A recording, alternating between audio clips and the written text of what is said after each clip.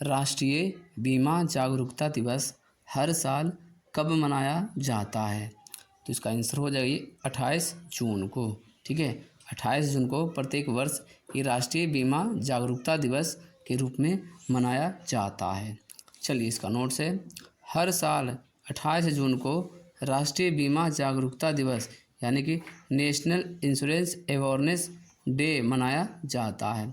इस दिन को मनाने का उद्देश्य है कि लोगों के जीवन में बीमा के महत्व को उजागर करना और इससे जुड़ी सही जानकारी लोगों तक पहुंचाना। ठीक है, तो राष्ट्रीय बीमा जागरूकता दिवस क्यों मनाते हैं? क्योंकि लोगों को ये जीवन बीमा के बारे में उनको महत्वपूर्ण जानकारी हो। ठीक है, चलिए अगला क्वेश्चन में आ जाते हैं। अगला है, नमस्कार दोस्तों आज की इस वीडियो में मैं आप सभी को आज का महत्वपूर्ण करंट अफेयर बता रहा हूँ। 28 जून 2024 का ये सभी महत्वपूर्ण करंट अफेयर क्वेश्चन है। रेलवे, एसएससी, स्टेट लेवल या कोई भी अदर कंपटीशन एग्ज़ाम हो, इसके लिए ये करंट अफेयर बहुत ही महत्वपूर्ण है। तो दोस्तों वीडियो को स्किप नहीं कीजिएगा और वीडियो को अंत तक देखिएगा। ठीक है, जितने भी क्वेश्चन आपको बता रहे हैं सभी महत्वपूर्ण क्वेश्चन हैं। चलिए, अभी तक आपने अभिकृत स्टडी पॉइंट को आप सब्सक्राइब नहीं किया है तो अभिकृत स्टडी पॉइंट को आप सब्सक्राइब कर लीजिए। चलिए वीडियो को शुरू करते हैं पहला नंबर क्वेश्चन के साथ।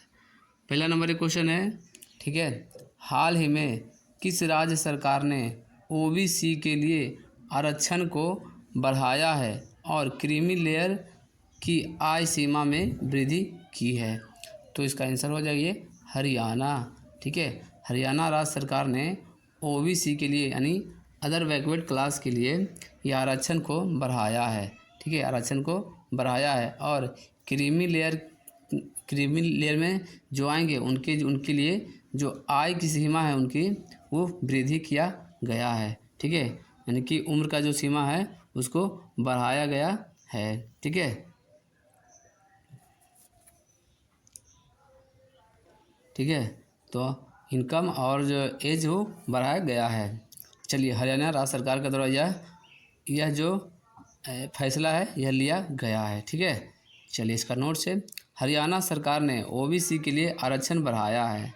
ये सीएम सैनी ने एक क्रीमी लेयर के लिए आय सीमा बढ़ाने की घोषणा की है। ठीक है, देखिए उसका वहाँ का जो इनकम सीमा है उसको भी बढ़ा दिया गया है क्रीमी लेयर वालों के लिए। ठीक है, चलिए बताते हैं हरियाणा का सीएम कौन है? तो हो गया सैनी। ठीक है, हरियाणा का सीएम है जो यह सैनी है। चलिए अगला क्वेश्चन है, राष्ट्रीय बीमा जागरूकता दिवस ये हर साल कब मनाया जाता है? तो इसका आंसर हो जाइए 28 जून को। ठीक है, 28 जून को प्रत्येक वर्ष राष्ट्रीय बीमा जागरूकता दिवस के रूप में मनाया जाता है। चलिए इसका नोट से, हर साल 28 जून को राष्ट्रीय बीमा जागरूकता दिवस यानी कि नेशनल इंश्योरेंस अवेयरनेस डे के रूप में मनाया जाता है। इस दिन को मनाने का उद्देश्य है लोगों के जीवन में बीमा के महत्व को ये उजागर करना और इससे जुड़ी सही जानकारी लोगों तक पहुंचाना। ठीक है, इसका उद्देश्य जीवन में बीमा के बारे में जानकारी देना, इसके महत्व के बारे में उजागर करना है। ठीक है, सभी जानकारी लोगों तक पहुंचाने के लिए यह मनाया जाता है राष्ट्रीय बीमा जागरूकता दिवस, जो कि ये 28 जून को प्रत्येक वर्ष मनाया जाता है। ठीक है, चलिए अगला क्वेश्चन में आ जाते हैं। अगला नंबर एक क्वेश्चन है, हाल ही में भारत ने किस देश में अपना नया वाणिज्य दूतावास खोलने की घोषणा की है? तो इसका आंसर हो जाइए बांग्लादेश। ठीक है, बांग्लादेश में ये भारत ने अपना नया वाणिज्य दूतावास खोलने की घोषणा की है। चलिए इसका नोट्स है, भारत ने हाल ही में इन नए घोषणा के तहत बताया है कि भारत देश के उत्तर पश्चिमी क्षेत्र में लोगों के लिए सेवाओं की सुविधाएं के लिए बांग्लादेश के रंगपुर में एक नया वाणिज्य दूतावास खोलेगा। Bangladesh neighbourhood first policy, act east policy, ये विजन सागर और इंडो पैसिफिक विजन के लिए यह महत्वपूर्ण भागीदारी है। ठीक है, चलिए अगला क्वेश्चन में आते हैं। अगला नंबर एक क्वेश्चन है, हाल ही में भारतीय सेना का अगला उप प्रमुख किसे नियुक्त किया गया है? तो इसका आंसर हो जाएगी NS राजा सुब्रमण्य। ठीक है, NS राजा सुब्रमण्य है जो ये भारतीय सेना का अगला उप प्रमुख होंगे। ठीक है, चलिए इसका नोट्स है, लेफ्टिनेंट जनरल NS राजा सुब्रमण्य अगले सेना के उप प्रमुख होंगे। वर्तमान में सेना के केंद्रीय कमान का नेतृत्व कर रहे हैं अधिकारी लेफ्टिनेंट जनरल उपेंद्र द्विवेदी का स्थान लेंगे। ठीक है, देखिए NS राजा सुब्रमण्य से पहले ये सेना के उप प्रमुख कौन थे, क्योंकि उपेंद्र द्विवेदी, जो कि वह लेफ्टिनेंट जनरल हैं। ठीक है, जो कि वर्तमान में वह केंद्रीय कमान का नेतृत्व कर रहे हैं। चलिए अगला क्वेश्चन है, हाल ही में भारतीय सेना ने कहाँ खालूबार युद्ध स्मारक खोला है? तो इसका आंसर हो जाइए लद्दाख में। ठीक है, लद्दाख में भारतीय सेना ने एक खालूबार युद्ध स्मारक को खोल दिया है। चलिए इसका नोट्स है, भारतीय सेना ने कारगिल युद्ध के नायकों को श्रद्धांजलि स्वरूप लद्दाख में खालूबार युद्ध स्मारक को पर्यटकों के लिए खोल दिया गया है। इसलिए खोला गया है क्योंकि कारगिल का युद्ध का 25 साल होने वाला है। ठीक है, 1999 में कारगिल का युद्ध हुआ था। ठीक है, इसी कारण से खोल दिया गया है पर्यटन के लिए। ठीक है, चलिए अगला क्वेश्चन में आ जाते हैं। अगला नंबर एक क्वेश्चन है, हाल ही में कौन है जो सोनी पिक्चर्स के MD और CEO बने हैं? तो इसका आंसर हो जाएगी गौरव बनर्जी। ठीक है, गौरव बनर्जी को सोनी पिक्चर्स के MD और CEO इन्हें नियुक्त किया गया है, गौरव बनर्जी को। चलिए इसका नोट्स देख लेते हैं। नोट्स है, सोनी पिक्चर्स नेटवर्क्स इंडिया ने ये डिज्नी प्लस हॉट स्टार के कंटेंट प्रमुख रहे गौरव बनर्जी को अपना नया प्रबंधक निर्देशक और CEO नियुक्त किया है। हाल ही में NPC ने ऐलान किया था कि सोनी के भारतीय प्रभाग में 25 साल तक कई महत्वपूर्ण पदों पर रहने के बाद वे इस्तीफा दे रहे हैं। अब उनकी जगह गौरव लेने जा रहे हैं, गौरव बनर्जी।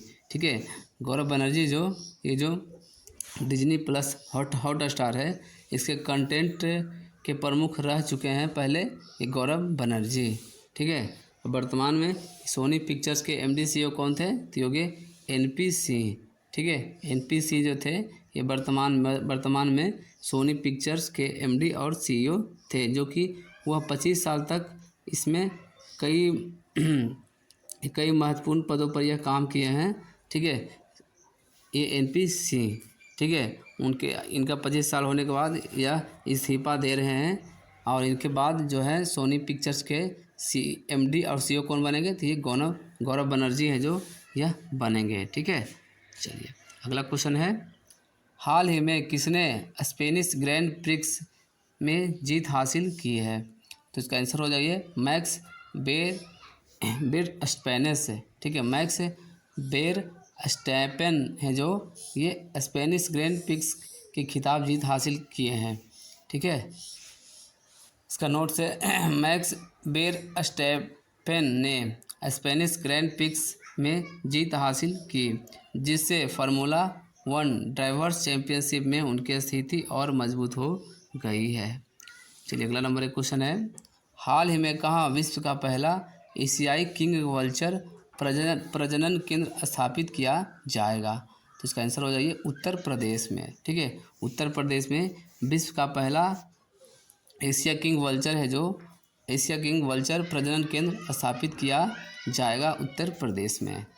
चलिए इसका नोट्स है, लाल सिर वाले गिद्धों के लिए दुनिया का पहला संरक्षण और प्रजनन केंद्र उत्तर प्रदेश के ये महाराजगंज में स्थापित किया जाएगा। ये गिद्ध एशियन किंग्स वल्चर के नाम से प्रसिद्ध है। यह प्रजाति 2007 से अंतर्राष्ट्रीय प्राकृतिक संरक्षण संघ की लाल सूची में सूचीबद्ध है। इस केंद्र का नाम ये जटायु संरक्षण और प्रजनन केंद्र होगा। ठीक है, ये जो संरक्षण जो खोला जा रहा है इसका नाम क्या होगा? जटायु संरक्षण रखा जाएगा और प्रजनन केंद्र होगा। ठीक है, जो कि विश्व का पहला ये एशियाई किंग वल्चर प्रजनन केंद्र स्थापित जो हो रहा है ये उत्तर प्रदेश राज्य में हो रहा है। चलिए अगला नंबर क्वेश्चन है, हाल ही में विश्व का सबसे पुराना दीमक के टीले कहाँ पाए गए हैं? तो इसका आंसर हो जाएगी दक्षिण अफ्रीका में। ठीक है, दक्षिण अफ्रीका में विश्व के सबसे पुराने दीमक के टीले पाए गए हैं दक्षिण अफ्रीका में। चलिए इसका नोट्स है, दक्षिण अफ्रीका में दुनिया के सबसे पुराने दीमक के टीले खोजे गए हैं और वे हजारों सालों से बहुमूल्य कार्बन का भंडारण कर रहे हैं। दक्षिण अफ्रीका के नामाक्वालैंड क्षेत्र में एक बफेल्स नदी के किनारे यह परिदृश्य ये हजारों रेतीले टीले से भरा हुआ है, जो सतह से लगभग 20% क्षेत्र पर यह फैला हुआ है। ठीक है, अगला नंबर क्वेश्चन है, हाल ही में एनटीए के नए महानिदेशक किसे नियुक्त किया गया है? यानी कि महानिदेशक कौन बने हैं? तो इसका आंसर हो जाएगा ये जगदीप प्रदीप सिंह खरोला। ठीक है, सॉरी ये नहीं, ये प्रदीप सिंह खरोला। ठीक है, जो कि एनटीए के नए महानिदेशक के रूप में यह नियुक्त किए गए हैं। चलिए इसका नोट्स है, देश भर में नीट यूजी और यूजीसी नेट परीक्षा के पेपर लीक मामले को लेकर चल रहे विवादों के बीच केंद्र सरकार ने नेशनल टेस्टिंग एजेंसी के महानिदेशक सुबोध कुमार को पद से हटा दिया है। उनकी जगह यह प्रदीप सिंह खरोला को नया महानिदेशक बनाया गया है। ठीक है, तो एनटीए के पहले महानिदेशक कौन थे? तो ये सुबोध कुमार जो थे। ठीक है, सुबोध कुमार को इन्हें बर्खास्त कर दिया गया है और इनकी जगह पे प्रदीप सिंह ये खरोला को नियुक्त किया गया है ये एनटीए के महानिदेशक के रूप में। एनटीए जो ये नेशनल टेस्टिंग एजेंसी है। ठीक है, चलिए अगला क्वेश्चन में आ जाते हैं। अगला नंबर एक क्वेश्चन है, हाल ही में भूमिगत कोयला गैसीकरण के लिए भारत की पहली पायलट परियोजना कहाँ शुरू की गई है? तो इसका आंसर हो जाइए झारखंड में। ठीक है, झारखंड राज्य में ये भारत की ये भूमिगत कोयला गैसीकरण के लिए भारत की पहली पायलट परियोजना शुरू की गई है झारखंड राज्य में। चलिए इसका नोट्स है, केंद्रीय कोयला मंत्रालय के अधीन ईस्टर्न कोलफील्ड लिमिटेड ने जामतारा के कस्ता कोल ब्लॉक में भूमिगत कोयला गैसीकरण के लिए भारत की पायलट परियोजना शुरू की है। अगला नंबर एक क्वेश्चन है, हाल ही में डोपिंग रोधी नियम के उल्लंघन के लिए ये नाडा ने किसे एक बार फिर से निलंबित किया है? तो इसका आंसर हो जाइए बजरंग पूनिया को। ठीक है, बजरंग पूनिया को ये नाडा ने एक बार फिर से उन्हें निलंबित कर दिया है, वो भी डोपिंग रोधी नियम के उल्लंघन के लिए। चलिए इसका नोट से, ओलंपिक कांस्य पदक विजेता पहलवान बजरंग पूनिया को चयन ट्रायल के दौरान ये मूत्र का नमूना देने से इनकार करने के लिए ये राष्ट्रीय डोपिंग रोधी एजेंसी ने उन्हें दूसरी बार निलंबित कर दिया है। ठीक है, चलिए अगला नंबर एक क्वेश्चन है, हाल ही में किस राज्य सरकार ने ओबीसी के लिए आरक्षण को बढ़ाया और क्रीमी लेयर की आय की सीमा को वृद्धि किया है? ये हरियाणा राज्य। ठीक है दोस्तों, आज हमने आप सभी को आज का महत्वपूर्ण करंट अफेयर इस वीडियो में आपको बताएं। अगर वीडियो अच्छा लगा वीडियो को लाइक कीजिए, कमेंट करके बताइए कि आज का बेस्ट क्वेश्चन आपके लिए कौन सा रहा। इस वीडियो को अपने दोस्तों के साथ शेयर कीजिए। अभी तक आपने अभिकृत स्टडी पॉइंट को आप सब्सक्राइब नहीं किया है तो अभिकृत स्टडी पॉइंट को आप सब्सक्राइब कर लीजिए।